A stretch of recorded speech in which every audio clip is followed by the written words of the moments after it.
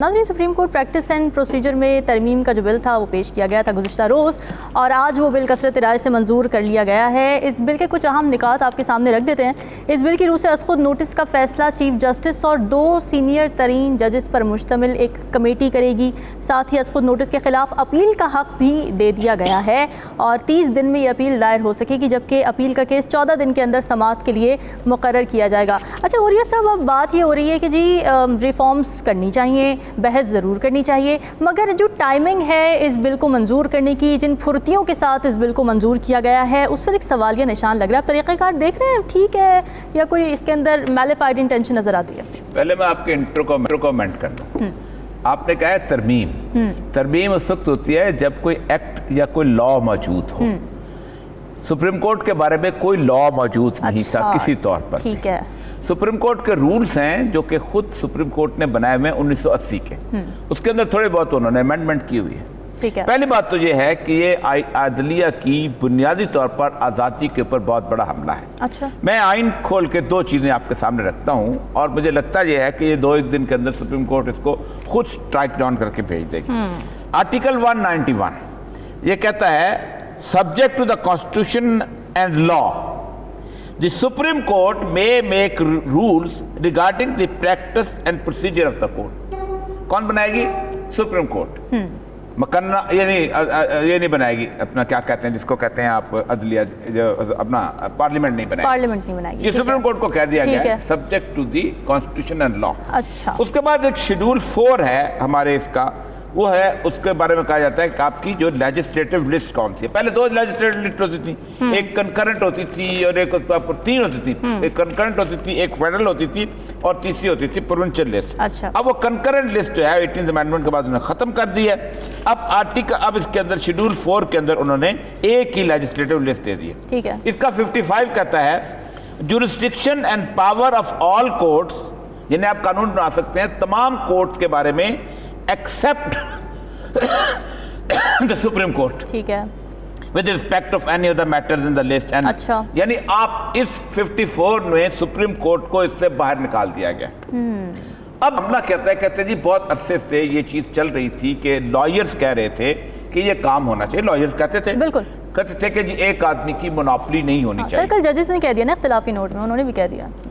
नहीं, और कुछ जज कहते थे, कुछ नहीं कहते थे। बार और बेंच के अंदर 2 बहुत बड़े तजादात हैं। बार ये कहती थी कि आप एक चीफ जस्टिस जो बनता है उसको अपने इख्तियारात के तहत ये बनाने की जरूरत नहीं है, 1, 2, 3 लोगों का आपको बना लें। ठीक। अब इस कहते हैं प्रूडेंस जो है वो, अब इसमें उन्होंने 3 किया है, और क्या मतलब है कि उसके 3 जो है वो बायस नहीं होंगे। हाँ। या 3 आपस में नहीं मिल जाएंगे। फिर इसको कहेंगे जी 17 का 17 कर लो। फिर कहेंगे जी सारे के सारे हाई कोर्ट के जजेस सारे इकट्ठे कर लो। ये उनका मुतालबा था कि सुप्रीम कोर्ट ऐसा करे। अच्छा। असेंबली नहीं। अच्छा, ठीक है। आइन असेंबली को इख्तियार नहीं देता कि वो सुप्रीम कोर्ट की inherent jurisdiction of making rules के अंदर अमेंडमेंट करे। अमेंडमेंट वहां होते हैं जहां रूल्स में लॉ मौजूद हो। आपका लॉ मौजूद नहीं था, रूल्स था 1980 का। रूल किसने बनाया था? सुप्रीम कोर्ट ने। रूल का अमेंडमेंट कौन कर सकता है? सुप्रीम कोर्ट कर सकती है। ये आप एक लॉ बना सकते हैं। देखिए 3 स्टेजेस होते हैं। नंबर 1 होता है कॉन्स्टिट्यूशन, ठीक है, अम्ब्रेला गाइडलाइन प्रोवाइड करता है। उसके बाद बनता है लॉ। लॉ एग्जिस्ट नहीं करता। अच्छा। क्योंकि लॉ इसलिए एग्जिस्ट नहीं करता कि 55 ये कहता है कि आप लॉ बना नहीं सकते हो, आपका इख्तियार नहीं है। आप हाई कोर्ट के बारे में बना सकते हो, लेकिन सुप्रीम कोर्ट में क्यों नहीं बना सकते? उसकी एक बुनियादी वजह है। अच्छा, क्या? तमाम जितने भी अदालतें हैं वो रूल कोर्ट ऑफ लॉ हैं। ठीक है। यानी जो आइन लॉ में लिखा हुआ है उसके मुताबिक जो है वो उन्होंने फैसला करना है। Supreme court court of justice है। 187 कहता है कि अगर लॉ मौजूद नहीं है और जस्टिस आपको देना पड़ जाए तो supreme court court of justice के तौर पे अल्टीमेट जस्टिस का लफ्ज इस्तेमाल हुआ है। अच्छा। जब अल्टीमेट जस्टिस हो जाए तो ऐसी अदालत को कानून के मतहत नहीं किया जा सकता। वो खुद अपने रूल्स बनाए तो बनाए। नीति की बात बिल्कुल ठीक है, वो अपनी जगह। मैं सिर्फ श्योरली आपसे बात कर रहा हूँ। असल मसला पता है क्या है? असल मसला यह है कि इस इशू को इतना बड़ा इसलिए बना दिया गया है कि सुओ मोटो का फैसला चीफ जस्टिस नहीं करता। وہ اس بات کا فیصلہ کرتا ہے کہ کون سا ایشو سو موٹو میں لیا جا سکتا ہے اور کون سا نہیں لیا جا سکتا. اس کے اوپر آپ کی بات بالکل ٹھیک ہے کہ پورے بینچ کو فیصلہ کرنا چاہیے, سپریم کورٹ کو کرنا چاہیے, کرنا چاہیے. اب اکثر یہ ہوتا ہے کہ 2 شراب کی بوتلوں کے بھی سو موٹو لیا ہے. وہ کیا نام تھی محترمہ, وہ عتیقہ اوڈو کے, اس کا بھی سو موٹو لے لیا گیا. پھر اس کے بعد آپ نے آٹے کے بھی لے لیا. یہ ٹیسٹ آف دی انڈیویجول پہ کرتا ہے. میں آپ کو ایک بات بتاؤں, 1804 ایک چیف جسٹس تھا, جسٹس مارشل. اس کا ایک کیس تھا مربری ورسز میڈیسن. اچھا, اس کا بڑا مشہور کیس ہے. اس نے اسٹرائک ڈاؤن کر دی کانگریس کی ایک رولنگ, اور اس نے کہا کہ ہماری جو کانگریس کے ممبرز ہیں اس قابل نہیں ہیں کہ ان کو بے لگام چھوڑا جائے, اس لیے ہم جو جوڈیشل اوورسائٹ کرتے ہیں. اور اس بندے کا فیصلہ پوری دنیا میں جوڈیشل اوورسائٹ کے طور پہ پہچانا جاتا رہا ہے. آپ دیکھیں ہم جب تک اس میں سے 3 طریقے سے جج آیا کرتے تھے. نمبر 1 ہوتا تھا وہ سیشن جج جو کہ آہستہ آہستہ ترقی کرتے کرتے اوپر آ جاتے تھے. پھر سول سروس سے وہ لوگ ہوتے تھے جو ڈپٹی کمشنر ہوتے تھے, ان کو آپشن دی جاتی تھی. اب دیکھیں ان میں سے کون کون جج آیا ہے. جسٹس کیانی اس میں سے آئے ہیں, اس میں سے جسٹس حلیم آئے ہیں, اس میں سے حمود الرحمان آئے ہیں, جسٹس کارنیلیس آئے ہیں. ٹھیک, پھر انہوں نے کہا ایک کوٹا تھا کوٹا وکیلوں کا. انہوں نے کیا کیا, کیوں ہم آج سپریم کورٹ پہ خراب مسئلہ, انہوں نے تمام اپنے اپنے چیمبر کے وکیلوں کو اندر بھرتی کرنا شروع کیا.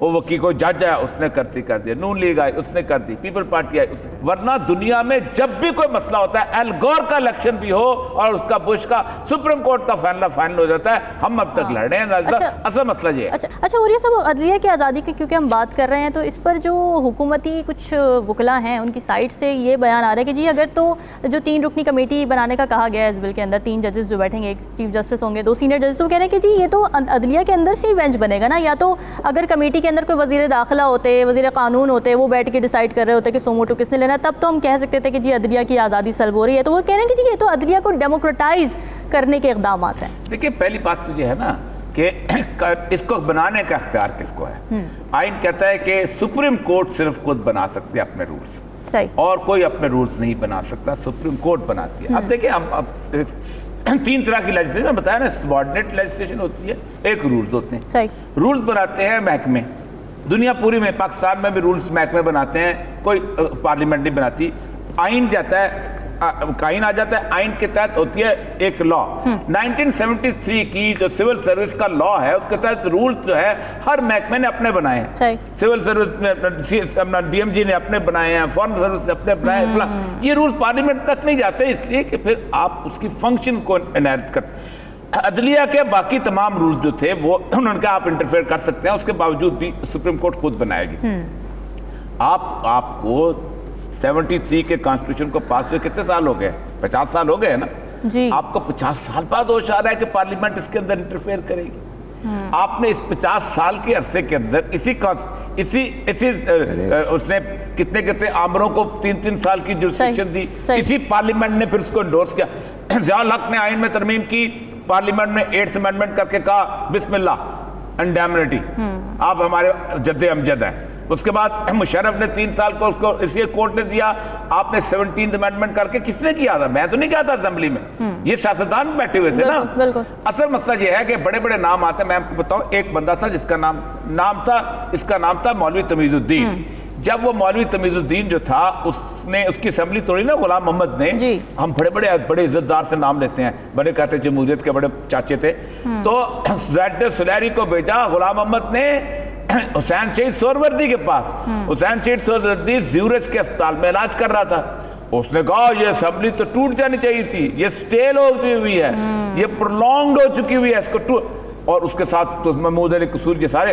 اور حالت یہ ہوئی تھی, صرف سندھ ہائی کورٹ نے فیصلہ دیا تھا آزادانہ, اور اس کے بعد جسٹس منیر نے جو رسم ڈالی ہے, جو پل بنایا ہے اس طرح کا, وہ پل آج تک چل رہا ہے.